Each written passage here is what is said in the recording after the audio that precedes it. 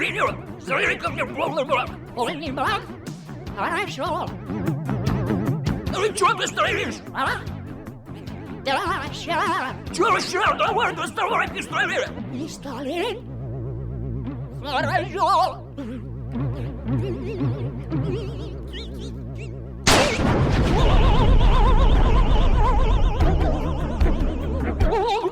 Ты что наделал? Ты зачем его отпустил? Он же не расплатился! Вообще-то расплатился своей кровью. Фу, дубина, мы не принимаем первую отрицательную!